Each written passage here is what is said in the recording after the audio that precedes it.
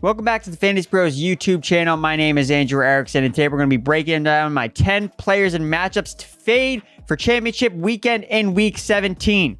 But first, if you want a chance to win a signed Treylon Burks Tennessee Titans mini helmet, courtesy of our friends at Pristine Auction, all you have to do is subscribe to the FantasyPros YouTube channel right now, comment below this video, and that's it. Make sure to turn on those notifications to know when new videos drop and to find out if you've won. Now, let's get to those Week 17 championship weekend matchups to fade. Quarterback Geno Smith versus the New York Jets. The Seattle Seahawks quarterback has failed to crack more than 15 fantasy points over his last 2 games, with 0 QB1 finishes over that span. Seattle owns a sub-20 implied team total in a brutal home matchup versus an elite Jets defense that is allowing the league's 3rd lowest passing touchdown rate of 45%. Gangrene is also allowing the 5th fewest fantasy points per game to quarterbacks, 14.6 since Week 6. Got to keep Chef Geno in the kitchen this week. Running back Najee Harris versus the Baltimore Ravens. Since Week 6, the Baltimore Ravens have completely shut down opposing running games. They rank 6th in fewest fantasy points allowed, facing the 5th lowest number of rushes per game at 19, allowing just 66 rushing yards per game, the 3rd best mark in the NFL over that span. Baltimore ranks number 2 overall in rush defense DVOA. Steelers running back Najee Harris rushed for just 33 yards on 12 carries when these teams met back in Week 14, and only salvaged his fantasy day due to a touchdown score. If he fails to find the end zone, Najee Harris could emerge as a colossal bust in championship weekend. Next up here is wide receiver DeAndre Hopkins at the Atlanta Falcons. Since Week 11, when star cornerback A.J. Terrell returned to the starting lineup for the Falcons, Atlanta has allowed the fewest passing yards per game to quarterbacks at 150 yards, and the fewest receiving yards per game to wide receivers at just 79 total yards. They also rank number 1 in the NFL in fantasy points per game allowed to wide receivers at 17.9, specifically to out wide receivers who have scored just 4.1 fantasy points per game on the perimeter. DeAndre Hopkins runs 70% of his routes from the boundary, so he's likely in for another rough outing a week removed from an abysmal 10-target, 1-catch game on Sunday night with Trace McSorley as his starting quarterback. Next up is running back Rachaad White up against the Carolina Panthers. White started in Week 16, but it was really the Leonard Fournette show. Fournette outcarried White 20-7, doubled his rushing yards with the extra volume, 72-36. Fournette also totaled an elite 71% opportunity share as he played a massive role in the receiving game, catching 9 of his 10 targets, 21% target share for 90 yards. He also ran more routes than White at 48% route participation. The rookie did salvage his fantasy outing with 4 catches of his own for 17 yards, including a touchdown score, but the lopsided snap share in favor of a healthy Fournette, 60% versus 36%, makes White impossible to trust in an underrated tough matchup against the Carolina Panthers. Carolina ranks number 1 in the NFL in fewest fantasy points allowed to running backs since Week 10. And per PFF's O-line D-line matchup chart and the 33rd team's trenches matchup tool, Bucs offensive line suffers from a bottom 3 run blocking grade against the Panthers defensive line. And the last time the Bucs faced Carolina, they not only lost the game, but both White and Fournette were held under 5 fantasy points. Woof. Running back Alvin Kamara at the Philadelphia Eagles.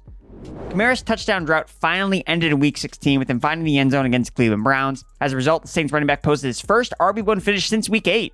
But all that glitters is not gold for Kamara looking ahead at next week's tough matchup featuring the Philadelphia Eagles on the road. Philly has allowed the 5th fewest rushing yards per game to running backs since Week 12. AK-41 has struggled immensely in tougher matchups all year long, and Week 17 figures to be no different. Not to mention, touchdown equity might be tougher for Kamara to find, considering tight end / running back / do-it-all player Taysom Hill outcarried him 3-1 inside the 10-yard line in Week 16. Next up is running back Devin Singletary, who's playing at the Cincinnati Bengals. Singletary, with a 48% opportunity share, and James Cook with a 41% opportunity share, split backfield duties with both Buffalo running backs delivering productive games in Week 16. Singletary went 12 for 106 and 1, while Cook rushed for 99 yards and 1 score on 11 carries. Singletary had the bigger edge on snaps, 58% versus 41%, and routes run, but the dual usage overall from all angles suggests we have a classic 1A, 1B backfield. Over the last 4 weeks, Cook has definitely solidified his role in the offense, averaging a 40% snap rate. He had never hit that number prior to Week 13. But the timeshare will make Singletary and Cook tough to trust in a matchup versus a stingy Bengals front. Since he ranks 7th in run defense DVOA with defensive lineman DJ Reader back in the lineup, over the last 5 weeks. They also rank 5th in fewest fantasy points per game and 3rd in fewest rushing yards allowed running backs over that time frame. Next up here is wide receiver Tyler Lockett up against the New York Jets. Trust the process, folks. We've gone a perfect 4 for 4, fading the number 2 wide receivers facing the New York Jets over the past month. So yes, that means it's time for Tyler Lockett to ride the pine, especially with him returning from a broken finger potentially in Week 17. New York has allowed the fewest fantasy points per game to opposing wide receivers since Week 6. They're ranked 5th in DVOA versus number 2 wide receivers, allowing the 2nd fewest receiving yards per game at 35 to opposing number 2s. Just say no to passing attacks going up against the Jets, no fly zone.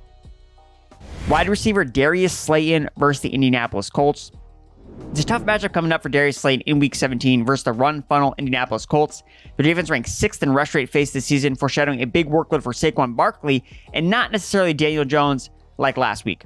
That will bring the Giants wide receivers numbers down back to earth after an outlier performance versus the Minnesota Vikings in Week 16. Indy has been particularly stingy versus number 2 wide receivers, allowing the 3rd fewest yards, just under 40, to opposing secondary wide receiver options. And since Week 13, Slayton has been more of a number 2 than a true number 1, actually trailing both Isaiah Hodgins and Richie James in target share and fantasy points scored since that time. The way to attack the Colts has been through slot wide receivers, as they've allowed more than points to slot wide receivers than any other team since Week 13, when starting slot cornerback Kenny Moore exited the lineup with an injury. Unfortunately, Slayton's routes are bound to the perimeter, making him the least likely to take advantage of the Colts' weakness inside. Wide receiver Adam Thielen going up against the Green Bay Packers on the road. Adam Thielen was irrelevant again in Week 16, catching just 1 pass for 6 yards on 5 targets. Back-to-back dud weeks for Thielen with a meager 9% target share, despite Kirk Cousins averaging 50-plus passing attempts, tells you everything you need to know about his fantasy prospects for Week 17 and the rest of the season. He cannot be trusted, especially versus the Green Bay Packers defense that ranks 1st in the NFL in DVOA versus number 2 wide receivers. Thielen was also just limited to 3 catches for 36 yards when these teams met back in Week 1. Last but not least, tight end Darren Waller up against the San Francisco 49ers at home. I'm still very unsure what the Raiders exactly are doing with Darren Waller. A week after he came back, it wasn't shocking that he had a reduced role.